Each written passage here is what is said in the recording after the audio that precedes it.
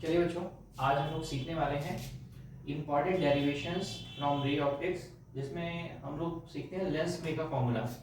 अब लेंस मे का फॉर्मूला सीखने से पहले सबसे पहले हम लोग ये सीखते हैं कि रिफ्रैक्शन थ्रू स्फेरिकल सरफेस किस तरीके से देखने वाले हैं। ठीक है, तो सबसे पहली चीज आपको ये पता होना चाहिए कि बच्चों रिफ्रैक्शन क्या होता है। रिफ्रैक्शन का सिंपल सा मतलब होता है दैट इज कोई भी लाइट रे का बेंड हो जाना फ्रॉम द मीडियम में गई और बेंड हो जाएगी। कब बेंड होगी बच्चों? व्हेन इट एंटर्स ऑब्लिकली, जब भी कोई लाइट रे एक मीडियम से दूसरे मीडियम में जाती है और कैसे जा रही है बच्चों? ऑब्लिकली, तो वो क्या हो जाती है? बेंड हो जाती है। जैसे फॉर एग्जांपल मैंने यहाँ पर दो मीडियम ट्रीट कर रखे हैं। जैसे सपोज करो कि लाइट रे ना एक मीडियम जहां से एयर से चल रही है और कहां पर जा रही है? जा रही है वाटर में। ठीक है, मैंने दो मीडियम ट्रीट कर रखे हैं। ये देखो, ये बाउंड्री है और जैसे ही लाइट रे बाउंड्री पे इंसिडेंट करने वाली है, वहां पे सबसे पहले हम लोग ड्रॉ करते हैं इसका नॉर्मल। ठीक है, अब नॉर्मल ड्रॉ करेंगे तो लाइट को तो जाना चाहिए ऐसे, लेकिन जाएगी कैसे? कुछ बेंड होकर चली जाएगी। इस सिंपली बेंडिंग को ही हम लोग बोलते हैं that is refraction of light. ठीक है, और यहाँ पर अगर आपकी बेसिक इंफॉर्मेशन को थोड़ा सा और इनहेंस करें तो नॉर्मल और इंसिडेंट रे के बीच के एंगल को हम लोग क्या बोलते हैं बच्चों? Incident angle. और नॉर्मल और रिफ्रैक्टर रे के बीच के एंगल को हम लोग बोलते हैं एंगल ऑफ रिफ्रैक्शन। ठीक, अब अगर हम यहाँ पर स्नेल्स लॉ की बात कर लें या फिर रिफ्रैक्शन लॉज की बात करें, तो रिफ्रैक्शन लॉज में हम लोग लॉज ऑफ रिफ्रैक्शन की बात करेंगे, दैट इज स्नेल्स लॉ की बात करेंगे।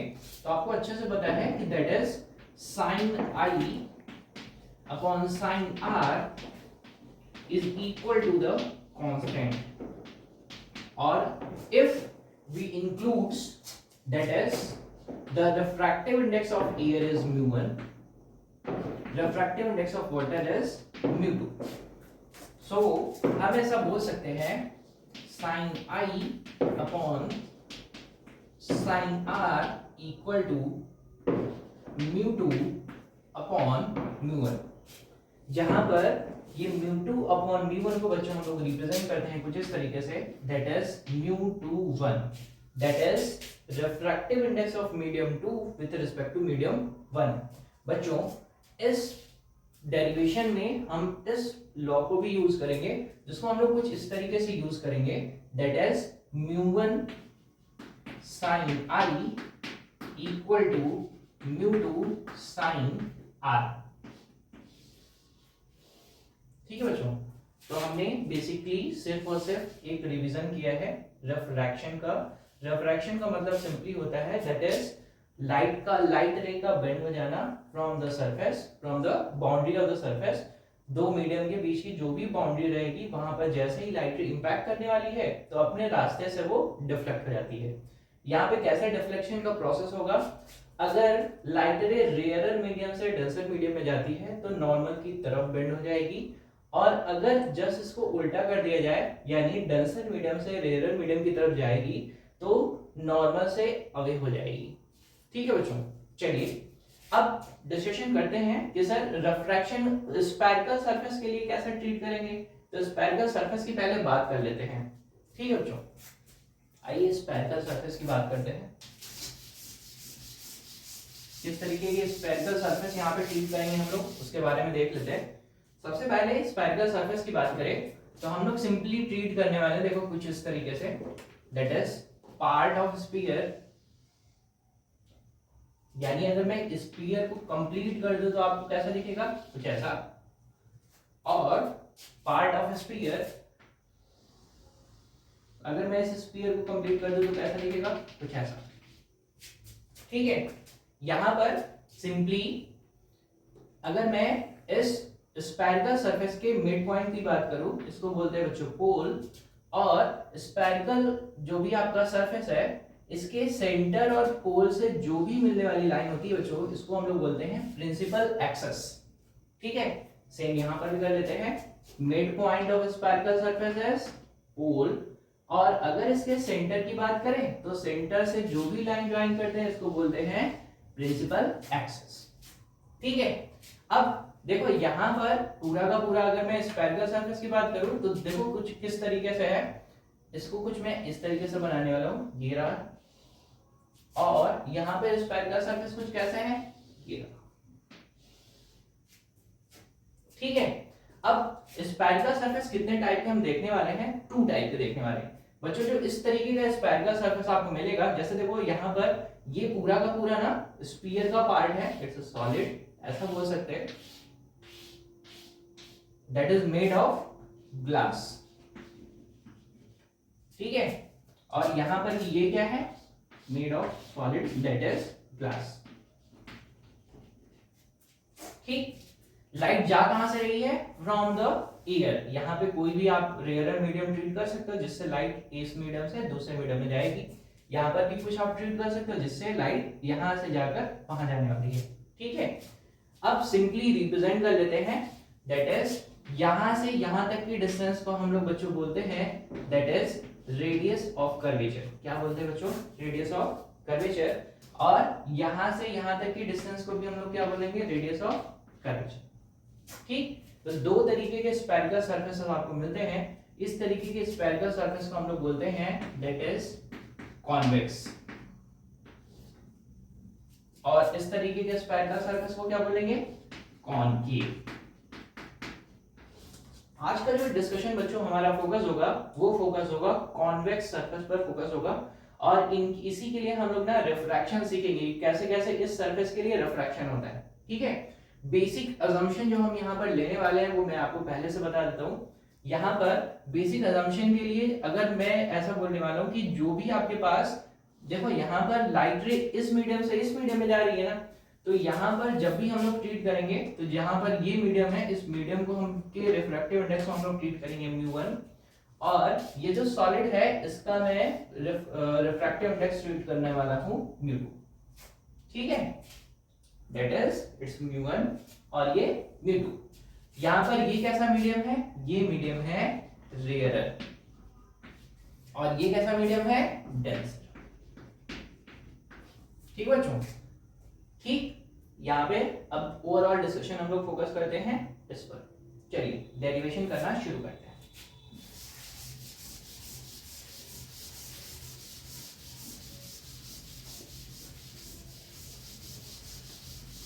तो मैं ड्रॉ करता हूं। सबसे पहले मैंने ड्रॉ कर लिया है स्फेरिकल सरफेस।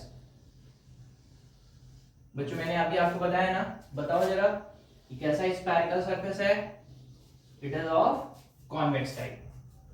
ठीक है, ये रहा इसका मिड पॉइंट जिसको हम लोग रिप्रेजेंट करते हैं इसके पोल से। यहां पर मैंने इसके सेंटर को से लाइन ज्वाइन कर दिया है कुछ इस तरीके से, और ज्वाइन करने के बाद हम इसको क्या बोल सकते हैं, ये आपकी ये लाइन क्या रिप्रेजेंट करेगी, it's a principal axis.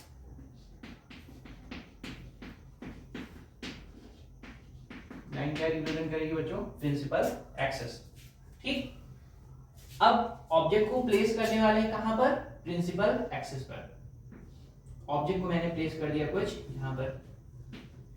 Condition 1, अगर कोई भी लाइट रेज प्रिंसिपल एक्सिस पर प्लेस्ड हो और वो सीधे जाने वाली है कहां पर, दैट इज स्फेरिकल सरफेस पर, और उसके पोल पर ही इंसिडेंट करे, तो बच्चों वहां पर तो कोई रिफ्रैक्शन उस तरीके का होगा नहीं। जिस तरीके से लाइट जाएगी सेम उसी रास्ते से आगे चलती जाएगी, कहीं पर भी बेंड होगी क्या, नहीं, कहीं पर भी बेंड नहीं होने वाली है। ठीक है ना, ये पूरी की पूरी रिफ्रैक्ट होके आगे चली जाएगी। चलिए, अब जब भी हम लोग इमेज बनाते हैं बच्चों ना, मिनिमम कितनी रेयर्स की रिक्वायरमेंट होती है, 2 रेयर्स की रिक्वायरमेंट होती है। तो एक रे और लेना है, तो सबसे पहले हम लोगों ने ले लिया एक और रे, जिसको मैं लेने वाला हूं कुछ ऐसे। देखो जरा, रे चली और इस सरफेस पर आकर इंसिडेंट हो गई। हमने और क्या अजम्पशन ले रखा था, सर ये जो मीडियम है ना आउटर साइड वाला, इसका रिफ्रैक्टिव इंडेक्स है μ1, ये जो है मीडियम इसका रिफ्रैक्टिव इंडेक्स है μ2। ठीक बात है। चलिए अब देखते हैं जरा, जहां पर भी लाइट रे इंसिडेंट करती है ना, तो सबसे पहले क्या ड्रॉ करते हैं, नॉर्मल।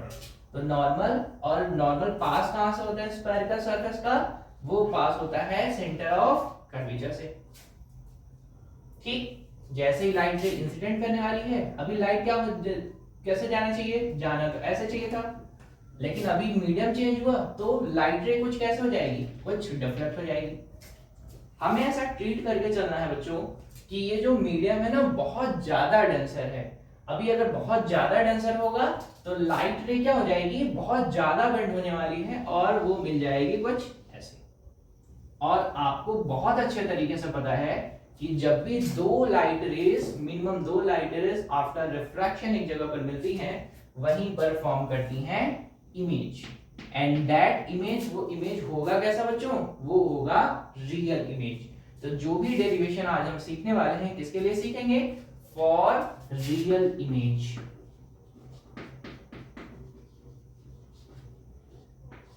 किसके लिए सीखने वाले बच्चों, फॉर रियल इमेज।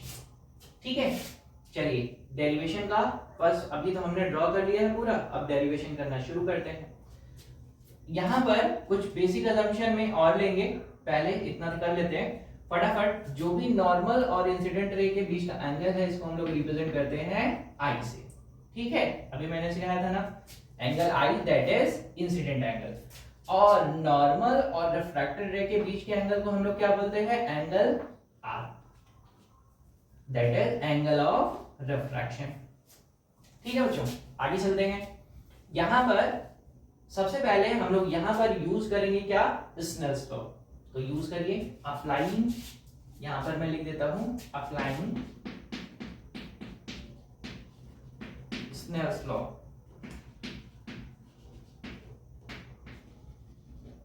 ठीक है, अब स्नेल्स लॉ के अकॉर्डिंग हम लोग क्या लिख सकते हैं, देखो जरा, लाइट किस मीडियम से गई है सर, μ1 जिसका रिफ्रैक्टिव इंडेक्स था, तो μ1 sin i इक्वल टू किस मीडियम में गई है, μ2 sin r।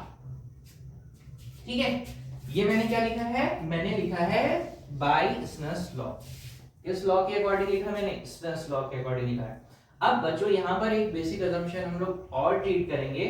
यहां पर जो भी ये एंगल्स है ना, साइन आई और साइन आर, ये बहुत छोटे हैं। कितने छोटे हैं, लेस देन 10 डिग्री, बहुत छोटे हैं।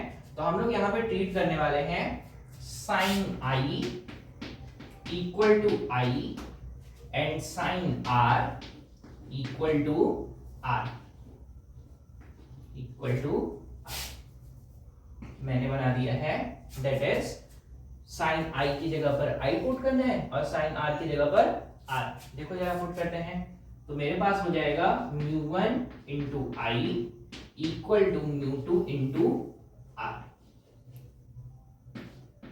ये आपके पास बच्चों आ जाता है इक्वेशन नंबर 1। ठीक है, अब क्या करेंगे, अब सिंपली देखो जरा, कुछ एंगल स्ट्रीट निकाल, आई का वैल्यू निकालेंगे और आर का वैल्यू निकालेंगे। निकालने के लिए करेंगे क्या, देखो ऑब्जेक्ट से जो भी यहां से देखो ना, एक लाइट रे इधर जा रही है और एक लाइट रे इधर जा रही है, इन दोनों के बीच के एंगल को हम लोग एज्यूम करते हैं इट्स अल्फा। ठीक है, अब यहां पर दो रिफ्रैक्टेड रे मिल रही है ना, यहां पर यहीं पर आ रही है, इस एंगल को हम लोग ट्रीट करते हैं इट्स बीटा। ठीक है, और ये जो सेंटर ऑफ कर्वेचर पर है इसको हम लोग ट्रीट करते हैं गामा।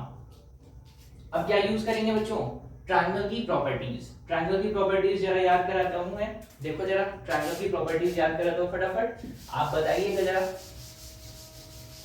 ट्रायंगल की कुछ प्रॉपर्टीज मैं याद करा रहा हूं। देखो, अगर आपके पास पहले ट्रायंगल कौन सा लेने वाले हैं, ये रहा आपके पास O, यहां पर एक पॉइंट का नाम दे देते हैं जिसको मैं नाम दे देता हूं O, P यहां पे है, इट्स अ Q, इसको नाम दे देता हूं Q, दैट इज ट्रायंगल कौन सा लेंगे, O Q C। कौन सा ट्रायंगल लेने वाले, O Q C। अब देखो बच्चों यहां पर इंटीरियर एंगल कौन कौन से हैं, अल्फा गामा, एक्सटीरियर एंगल कौन सा है, आई। ट्रायंगल की प्रॉपर्टीज यूज करेंगे, the sum of interior angle of the sum of interior angle क्या होगा, दैट इज रिमेनिंग जो भी आपका साइड है ना उसके एक्सटीरियर एंगल के बराबर होगा। तो हम लोग यूज करेंगे alpha plus gamma equal to I. ठीक है, और इसी तरीके से सेम देखो जरा, इस वाले ट्रायंगल में ट्रायंगल कौन सा यूज करेंगे, C Q I, beta plus R, beta plus R equal to gamma. तो आपके पास r इक्वल टू क्या आ जाएगा, r इक्वल टू आ जाएगा that is gamma minus beta. ठीक है बच्चों, अब क्या करेंगे, देखो आपके पास स्नेल्स लॉ से हम लोगों ने ये निकाल लिया था ना, यहीं पर i और r को ना ले जाकर सेट कर देते हैं। तो देखो क्या करने वाले हैं, μ1 i की जगह पर कितना रखेंगे बच्चों, that is alpha plus gamma, और μ2 r की जगह पर कितना रखें बच्चों, देखो जरा तो, दैट इज r की जगह पर कितना रखेंगे, that is gamma minus beta, क्योंकि हमने एंगल को कैसा ले रखा था, बहुत छोटा। ठीक है, अब एंगल को बहुत छोटा रखा है तो अल्फा मतलब tan अल्फा, गामा मतलब tan गामा, बीटा मतलब tan बीटा। अब क्या करेंगे, सभी को डिफाइन करेंगे बच्चों। देखो यहाँ पर मैं एक बेसिक असम्पशन आपको बताता हूँ, ये जो भी आपने एंगल्स ट्रीट कर रखा है ना, ये बहुत छोटे हैं। छोटे होने का मतलब ये है 10 डिग्री से कम है। तो हम लोग क्या करेंगे, यहाँ पे ट्रीट करेंगे alpha equal to tan alpha which is equal to what. अब tan अल्फा रिप्रेजेंट करना है तो सबसे पहले मुझे तो परपेंडिकुलर चाहिए, तो मैंने Q से यहाँ पर एक परपेंडिकुलर ड्रॉ कर दिया, इसको मैं नाम दे देता हूँ N। Qn क्या है बच्चों, परपेंडिकुलर, तो परपेंडिकुलर अपॉन बेस, तो tan अल्फा आपके पास मिल जाएगा, सो Qn अपॉन कितना मिल जाएगा, इट्स अ NO। ठीक है, और अगर बीटा की बात करें तो क्या है, tan बीटा, और tan बीटा कैसे मिलेगा बच्चों, that is perpendicular upon base, यानी Qn अपॉन कितना, Ni। ठीक है, चलिए गामा को फटाफट निकालिए, तो देखें तो tan गामा, और tan गामा कैसे मिलेगा, that is perpendicular upon base, perpendicular कितना है Qn अपॉन कितना Nc। ठीक है बच्चों, अब देखो आपके पास क्या मिल चुका है, अल्फा बीटा एंड गामा। क्या करेंगे, यहाँ पर उसकी वैल्यू को सब्स्टिट्यूट कर देते हैं बच्चों। तो मैं देखो यहाँ पर इसको सब्स्टिट्यूट कर रहा हूँ और देखेंगे कैसे सॉल्व होता है ये। तो मैं यहाँ पर सब्स्टिट्यूट कर रहा हूँ, तो देखो क्या आ जाएगा, μ1 अल्फा की जगह पर कितना पुट करेंगे, that is Qn upon NO। ठीक है, प्लस गामा की जगह पर कितना सेट करेंगे, that is Qn upon NC। ठीक है, इक्वल टू μ2, गामा की जगह पर कितना सेट करना है, Qn upon NC, and beta की जगह पर कितना सेट करना है, Qn अपॉन Ni। ठीक है बच्चों, चलिए अब हम लोगों ने ये देखो डिफाइन कर लिया सारे के सारे angle, alpha equal to tan alpha, beta equal to tan beta and gamma equal to tan gamma. यहाँ से सारे ट्रायंगल्स कंसीडर किया, कौन कौन से triangle, right angle triangles, that is OQN। फिर क्या कंसीडर किया, that is QNI and QNC। ठीक है ना, चलो अब इसके बाद क्या करेंगे, आप यहाँ से देखो Q1 सभी में कॉमन है ना, इधर से कॉमन करेंगे, इधर से कॉमन करेंगे, दोनों को क्या करेंगे, कट कर देंगे। ठीक, अब आ जाते हैं बच्चों सारे के सारे डिस्टेंस का मेजरमेंट करते हैं। आपको अच्छे से पता है कि डिस्टेंस का मेजरमेंट हम लोग कहां से करते हैं, फ्रॉम द पोल। ठीक है ना, अब अगर मैं साइन कन्वेंशन की बात करूं तो आपको बहुत अच्छे तरीके से समझ में आता है क्या, कि जो भी आपकी डायरेक्शन ऑफ लाइट है ना, इंसिडेंट रे की डायरेक्शन, उस डायरेक्शन में अगर जो भी आएंगे ना, उस डायरेक्शन में फ्रॉम द पोल, तो वो लोग कैसे रहेंगे, पॉजिटिव, और उनके अपोजिट कैसे रहेंगे, निगेटिव। अगर मैं और डेफिनेशन की बात करूं तो आपको अच्छे से बताया, देखो मैं साइन कन्वेंशन कैसे यूज करता हूं, इस जो भी आपके पास स्फेरिकल सरफेस है ना, उसके पोल पर आके खड़े हो जाएगी। अगर राइट हैंड किया तो पॉजिटिव, लेफ्ट हैंड किया तो निगेटिव, अपर साइड कितना बोलेंगे, positive, and lower side is negative. ठीक है, चलिए अब फटाफट सारे के सारे डिस्टेंसेस को रिप्रेजेंट कर देते हैं। ऑब्जेक्ट से लेकर पोल तक की डिस्टेंस को बच्चों हम लोग बोलते हैं दैट इज कितना, u। ठीक है, एक छोटा सा assumption और ट्रीट करेंगे, ये n और p बहुत ही क्लोज हैं, तो हम लोग ऐसा बोल सकते हैं दोनों के दोनों कैसे हैं, एक ही जगह पर हैं। तो अभी देखो मैंने बताया है ऑब्जेक्ट से लेकर पोल तक की डिस्टेंस को कितना, u कंसीडर करेंगे। आपको अच्छे से पता है पोल से सेंटर ऑफ कर्वेचर को रिप्रेजेंट कर देते हैं r से, और पोल से लेकर इमेज तक के डिस्टेंस को हम लोग रिप्रेजेंट कर देते हैं दैट इज v से। ठीक है, साइन कन्वेंशन की बात करें दैट इज u, पोल के left hand side that is negative, और ये राइट साइड वाले लोग कैसे, पॉजिटिव। ठीक है, जो मैंने साइन कन्वेंशन बताया। अदरवाइज आप क्या कर सकते हैं, जो भी डायरेक्शन ऑफ इंसिडेंट रे है उस डायरेक्शन में मेजरमेंट करेंगे from the pole is positive and उसके अपोजिट करेंगे तो नेगेटिव। ठीक है, ये दोनों बहुत पास पास हैं तो ऐसा बोल सकते हैं दैट इज देखो ओ एन, यानी यहां पर हम लोगों ने लिखा था ना एन ओ, तो एन ओ इक्वल टू हम लोग लिखेंगे कितना, that is P O P equal to कितना, माइनस यू। फिर करते हैं जरा एन सी लिखा है ना, ये कहां पे लिखा है एन सी, ये एन सी इक्वल टू कितना करेंगे, that is P C equal to आपके पास कितना है, दैट इज आर। ठीक है, और लास्ट इमेज के लिए क्या बताने वाले, N I, N I equal to कितना करेंगे, that is P I equal to कितना है, दैट इज वी। आपने करना क्या है बच्चों, अब इन सभी वैल्यूज को विद साइन कन्वेंशन यहां पर पुट कर देना है। ठीक है, इस वाले इक्वेशन में, और पुट करने के बाद आपके पास जो रिजल्टेंट इक्वेशन आता है उस वो इक्वेशन ही आपके लिए हेल्पफुल रहेगा for further derivation in lens maker formula और फॉर फाइंडिंग न्यूमेरिकल्स और फॉर सॉल्विंग सम न्यूमेरिकल्स। ठीक है, उस फॉर्मूले को हम फटाफट निकाल के आपको दिखाते हैं कि क्या फॉर्मूला आने वाला है। तो मैं यहां पे लिखता हूं, देखो बच्चों, यहां पे अगर मैं लिखूं तो मैं लिखूंगा दैट इज म्यू1, यहां पर मैं लिखना हूं डायरेक्ट लिख रहा हूं क्यू सभी मैंने एलिमिनेट कर दिया है, तो 1 अपॉन एनओ, एनओ कितना है बच्चों, दैट इज माइनस यू। ठीक है, प्लस एनसी, 1 अपॉन एनसी कितना है, इट्स आर। ठीक है, इक्वल टू म्यू2, यहां पर कितना आ जाएगा आपके पास, that is Q 1 upon NC यानी 1 अपॉन आर माइनस 1 अपॉन कितना आ जाएगा, that is 1 upon N I, that is 1 upon E.